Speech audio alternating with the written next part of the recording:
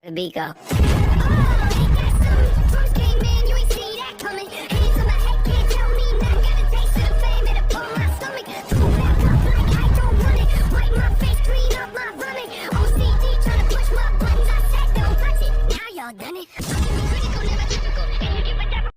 Yo, WhatsApp Lur, kali ini saya mau menceritakan komik manhwa yang berjudul Magic Emperor.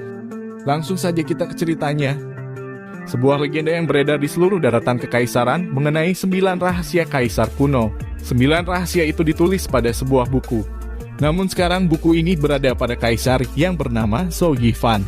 Berita mengenai buku ini telah menyebar di seluruh benua membuat kaisar Zhou Yifan menjadi incaran para kultivator. Zhou Yifan yang sedang duduk di singgasananya mendapatkan kabar dari muridnya bahwa di luar istana para kultivator sedang mengepungnya. Zhou Yifan pun keluar dari istananya untuk menghadapi para kultivator yang sedang mengepungnya. Dia pun langsung menyerang para kultivator tersebut. Tebasan demi tebasan mulai terlihat. Para kultivator yang menghadangnya pun mulai tumbang satu persatu. 7 kaisar pun tidak tinggal diam dan mulai berhadapan dengan Zhou Yifan. Zhou Yifan dan muridnya bersiap untuk menghadapi para kaisar tersebut. Namun tiba-tiba sebuah pedang menembus dada Zhou Yifan, dan tanpa kalian ketahui yang menusuk pedang ke Zhou Yifan adalah muridnya sendiri. Dari sini kita tahu bahwa jangan pernah menjadi pelangi untuk orang yang buta warna. Lanjut ke ceritanya Lur. Zhou Yifan yang sudah tidak berdaya pun memilih untuk meledakkan dirinya, agar buku kaisar kuno tidak jatuh ke tangan orang lain.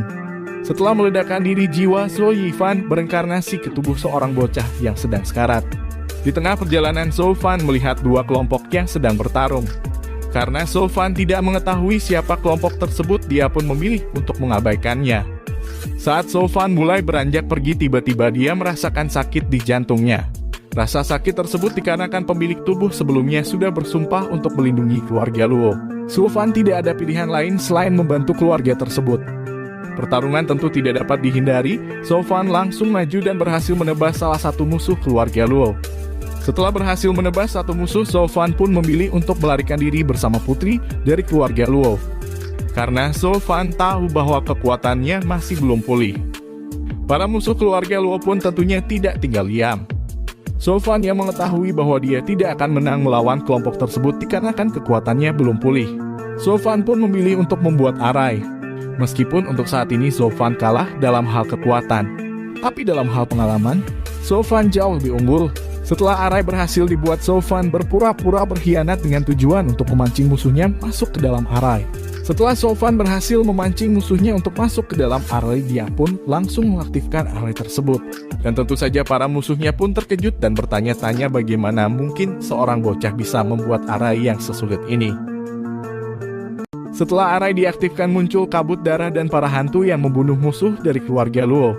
Prajurit dari keluarga Luo yang ditangkap sebelumnya pun berlutut dan meminta maaf, karena sebelumnya dia sempat berpikir buruk ke Zhou Yifan. Bahkan dia sampai rela menawarkan kepalanya sebagai permintaan maaf. Dikarenakan nama Zhou Yifan sulit diucapkan, maka akan saya ganti Yifan. Lanjut ke ceritanya Lur. Yifan pun memilih untuk memaafkannya karena prajurit tersebut memiliki kesetiaan dan loyalitas. Setelah konflik tersebut selesai, Yifan beserta rombongan menuju ke kota untuk menemui keluarga Chai. Saat sudah sampai di kota, Yifan melihat pedagang batu giok dan seorang wanita yang sedang berdebat. Perdebatan itu disebabkan karena batu giok yang dijual pedagang tersebut palsu. Yifan yang melihatnya pun ikut campur, karena dia tahu bahwa batu giok itu memang palsu. Tentu sang pedagang tidak terima dan mencoba meminta bukti. Langsung saja Yifan membuktikannya dengan cara memasukkan batu giok tersebut ke dalam cairan belerang. Setelah dimasukkan ke dalam cairan belerang, tidak butuh waktu lama warna dari batu giok tersebut berubah. Tentu itu membuktikan bahwa batu giok itu palsu. Setelah kejadian tersebut, Yifan dihadang oleh pedagang batu giok. Tapi Yifan memiliki penawaran bahwa dia akan membeli batu giok tersebut. Tentu saja sang pedagang tidak mau dikarenakan banyak kerugian yang dilakukan oleh Yifan. Sang pedagang pun menyewa para bandit untuk membunuh Yifan. Dengan ilmu hitam yang didapatkan dari Gua Nyai Blorong, Yifan pun dengan mudah membunuh para bandit tersebut dan tidak lupa mengambil batu gioknya. Sebelumnya memang batu giok itu palsu, tapi itu batu darah peri. Batu darah peri pada umumnya ditemukan dalam batu mineral yang langka, yang dialiri darah puluhan ribu orang, serta menyerap aura langit dan bumi.